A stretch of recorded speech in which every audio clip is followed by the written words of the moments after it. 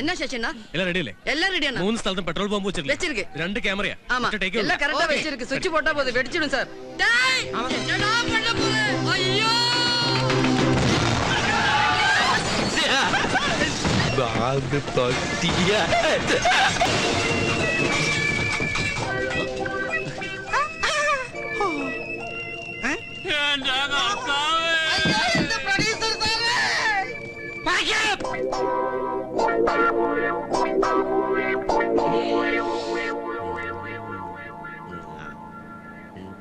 കഴുത്ത് വരെ പെരുമ്പാമ്പ് വിഴുങ്ങി അവന്റെ തലയില് ഹാന ചവിട്ടിന്ന് പറഞ്ഞ പോലെ. നീ നിന്റെ തലയാണ് ഉദ്ദേശിച്ചത്.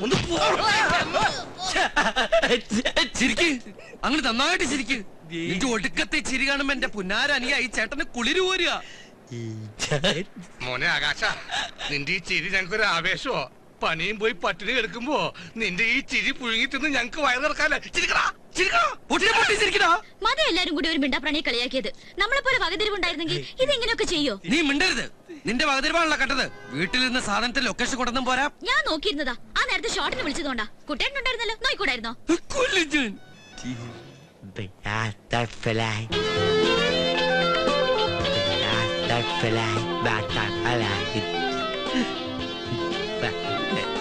ബട്ടർഫ്ലൈ കൂടെ പറഞ്ഞങ്ങോട്ട് പൊക്കോ. മര്യാദക്ക് ചുരുട്ടുകുട്ടി ചവിട്ടി പുറത്തെറിഞ്ഞ ഒന്ന് നിർത്തണുണ്ടോ? കുറെ നേരായി. കരിപുരണ്ട ജീവിതങ്ങളൊക്കെ ഇങ്ങോട്ട് ഇറങ്ങും. ഓ ഇതിലിപ്പോ ആരാ ആനന്ദക്കുട്ടൻ? മിസ്റ്റർ ആനന്ദക്കുട്ടന്റെ മൊബൈലിൽ വിളിച്ചപ്പോ സ്വിച്ച് ഓഫ്. കാണേണ്ട ഇമ്പോർട്ടന്റ് കാര്യമുള്ളതുകൊണ്ട് ഞാൻ നേരിട്ട് ഇങ്ങോട്ട് വന്നു. ഫോണിന്റെ ബാറ്ററി കരിഞ്ഞുപോയി. പിന്നെ അതുപോലത്തെ വേറെ അനിയന്മാരെ ഏതെങ്കിലും രാജ്യത്ത് പ്രസവിച്ചിട്ടുണ്ടോ എന്റെ അമ്മ?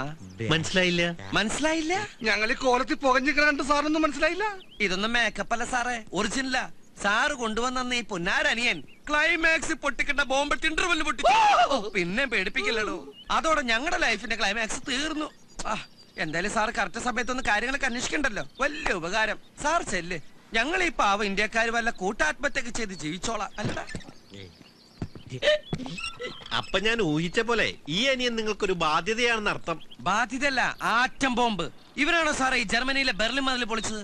ആ ആറ്റം ബോംബിനെ വല്ല ആഫ്രിക്കയിലോ അന്റാർട്ടിക്കയിലോ എവിടെയെങ്കിലും കൊണ്ടിട്ട് പൊട്ടിക്കാൻ എന്തെങ്കിലും ചെയ്യാൻ പറ്റുന്നുണ്ട് ട്രാവൽ ഏജൻസി? അങ്ങനെ ഒരു സാധ്യതയെ കുറിച്ച് സംസാരിക്കാനാ ഞാനിപ്പോ വന്നിട്ടുള്ളത്. എന്തായാലും സാറേ, എന്തായാലും അയാൾ ഇന്ത്യൻ പൗരനായിട്ടില്ല.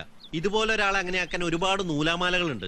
ഇതിപ്പോ അതിന്റെ ഒന്നും ആവശ്യമില്ല. ഇതോടെ നിങ്ങളുടെ പ്രശ്നങ്ങൾ തീരുകയും ചെയ്യും. 14 റീൽ ഓടിക്കാതെ വേഗം ക്ലൈമാക്സ് പറ സാറേ.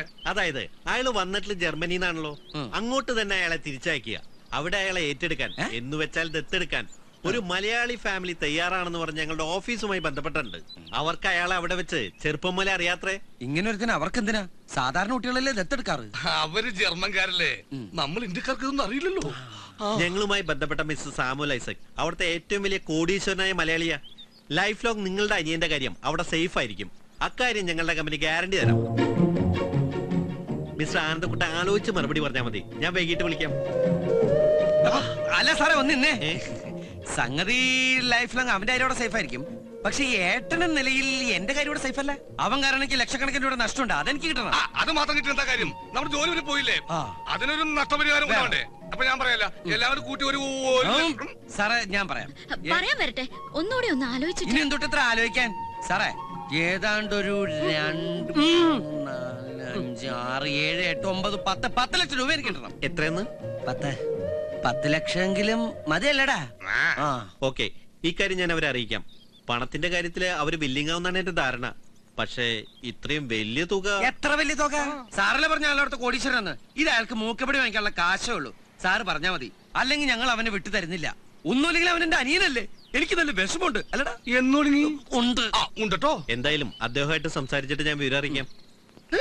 അല്ല സാറേ, ഇനിയിപ്പോ ഈ കാശിന്റെ കാര്യത്തിൽ അല്ലറ ചില്ലറ അഡ്ജസ്റ്റ്മെന്റുകൾക്ക് വേണമെങ്കിൽ ആവാട്ടോ. ഈ കാര്യത്തിൽ എന്റെ മനസ്സലി, ഞാനൊരു മനുഷ്യനല്ലേ. അല്ലടാ അല്ലടാ ആണ്. എന്റെ കാര്യം ഞാൻ വേറെ ആളോട് ചോദിക്കണേ. അല്ലടാ. ശരി, ഞാൻ നിങ്ങളെ വിളിച്ചോളാം. അല്ല സാറേ, ഏതെങ്കിലും പേപ്പറിൽ എപ്പോ ഒപ്പിടണമെന്ന് വെച്ചാൽ അപ്പം ഇങ്ങോട്ട് വിളിച്ചാൽ മതി. ഈ ഫോൺ ഇന്ന് മുതൽ ഫുൾ ടൈം ഓൺ ആക്കി വെക്കും. എവിടെ എന്റെ പുന്നാരനിയൻ? എനിക്ക് കെട്ടിപ്പിടിച്ചൊരു മോഡണം. പറഞ്ഞില്ലേ അവൻ ജർമ്മനിയിൽ നിന്ന് പറഞ്ഞ പച്ചക്കുതിരയാണെന്ന്? നീ അങ്ങനെ പലതും പറഞ്ഞാണ്, എനിക്കതൊക്കെ ഓർത്തിരിക്കാൻ പറ്റുമോ? എന്റെ കൊരാളെ ഇങ്ങോട്ട് വാ കുരാക്കുട്ടി. നീ അകത്ത് ചെന്ന് നമ്മുടെ പച്ചക്കുതിരയ്ക്ക് വല്ല വെക്കൂല പുല വല്ല മുതിര പഴമ്പുരി എന്തെങ്കിലും പുഴിഞ്ഞുണ്ടാക്കി കൊടുക്കുമോളെ. ആകാശോ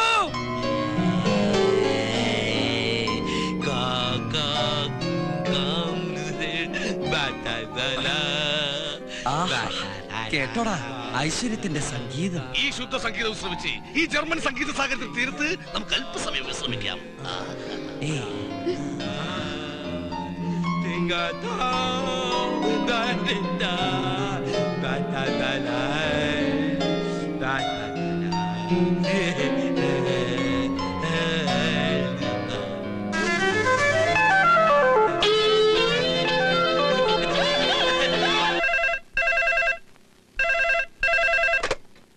ഹലോ, അതെ, നിങ്ങളാരാ?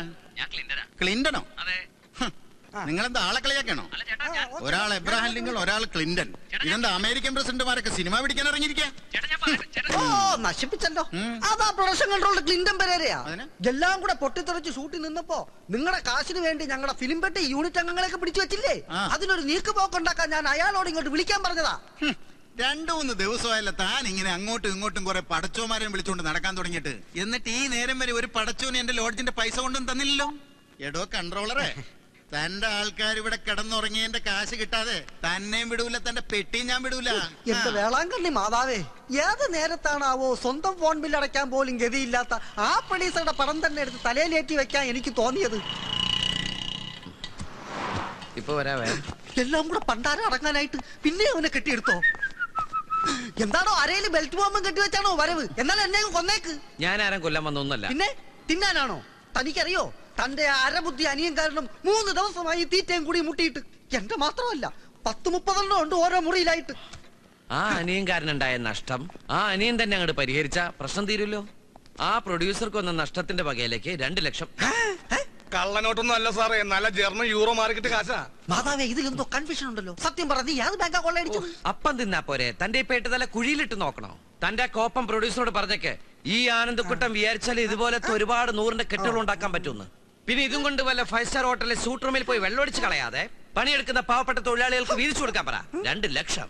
2 lakhs.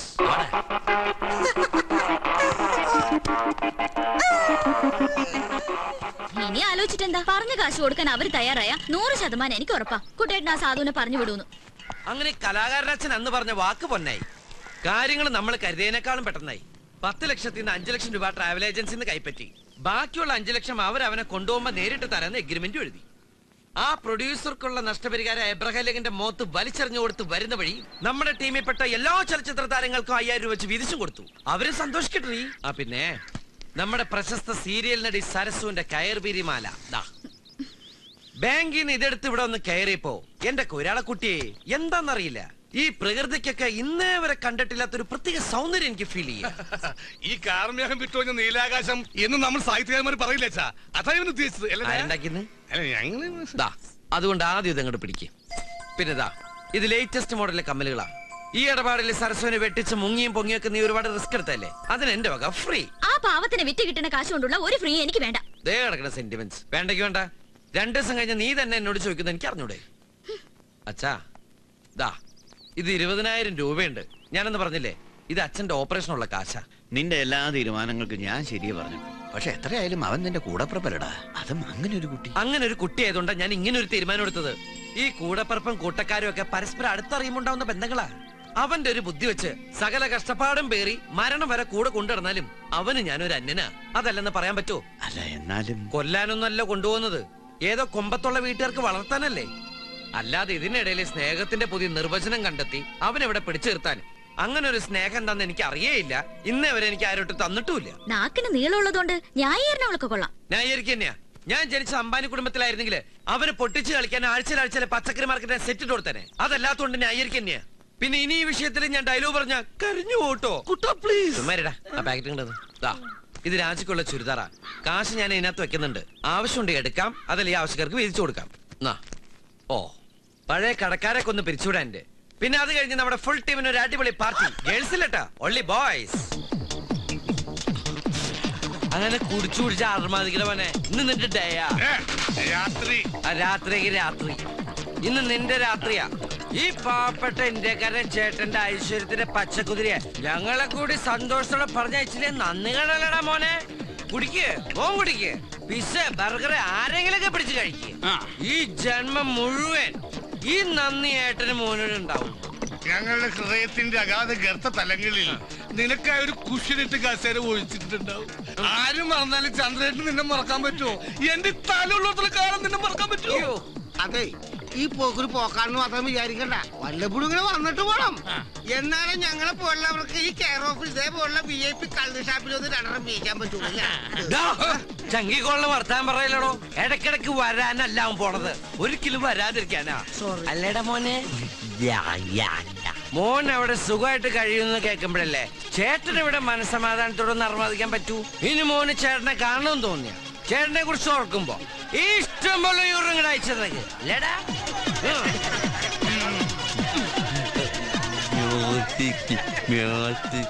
മ്യൂസിക് ആടാൻ വിടാം. അവൻ പോയി സന്തോഷിക്കട്ടെ. ഇനി ആർക്കും സന്തോഷിക്കണ്ടേ? ഡാൻസ് ഓ അതിനെതിരെ അവിടെ പോയി ഡാൻസ് ചെയ്യണം. ഇവിടെ വെറുതെ എണീറ്റിരുന്നാ പോലെ.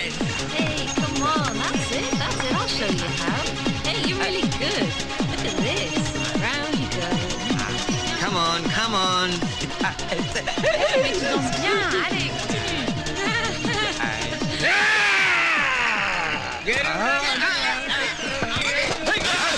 എന്താണോ ഈ കാണിച്ചത്?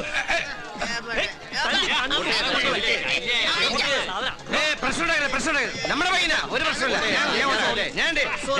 നമുക്ക് അവിടെ ഇവിടെ സൈഡിൽ എവിടെ എക്സ്ക്യൂസ് മീ, ഒരു ഗസ്റ്റ് ഉണ്ട്, കഥക് നർത്തകൻ. ഇപ്പൊ ഈ കഥകിന് കുറ്റിയും കൊളത്തൊന്നുമില്ല. Enjoy enjoy.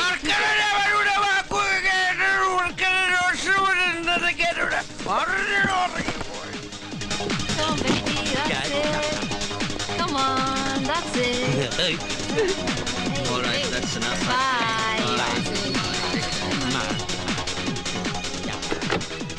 Bye then. See you. Bye. Bye.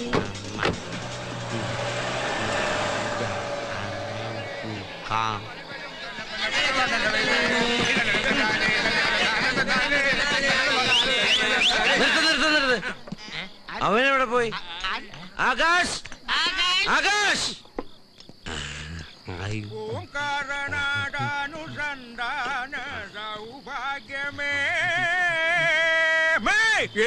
ഭീകരൻ മാമനോ? ആരുടെ മാമൻ? ഞാൻ മാമനല്ല, രാമൻ. ഈ അടുത്ത ഇവിടുത്തെ പൂജാരിയാ. കോമയും കുത്തുമൊക്കെ അങ്ങോട്ട് മാറി നിൽക്കാ. രക്ഷപ്പെട്ടു. എന്തോന്നാണ് ബസ് കാണാത്ത മാതിരി കുതിരവാലം വെച്ച് വന്നേക്കാം. ഈ മരുമോനെ കേറ്റിക്കൊണ്ട് പോ. എവിടെങ്കിലും ഒന്ന് ഇരിക്കാൻ പറ്റിയിരുന്നെങ്കിൽ. ഹൗസ്ഫുൾ ആണല്ലോ. ഇരിക്കാൻ ചോദിച്ചാൽ കടത്തുക പതിവ്. സോറി, കണ്ടില്ല. കാണാഞ്ഞിട്ട് ഇങ്ങനെ അപ്പൊ കണ്ടാലോ? മനുഷ്യന്റെ മുകളിലാണോ തുപ്പുന്നത്? ഞാനത് കോളാമ്പി. സോറി, കണ്ടില്ല. എന്ത് കണ്ടില്ല? എന്തോ വന്ന് ഇടിച്ചതാ. അയ്യോ എന്റെ ദൈവമേ, ഇത് എപ്പോഴാ കേറിയത്? ഹോമോ ഒക്കെ അങ്ങ് അമ്പലത്തില് വിടുക. എന്താ ഇത്? പണ്ടാരെങ്കിലും പുറകെ സീറ്റ് കിട്ടി.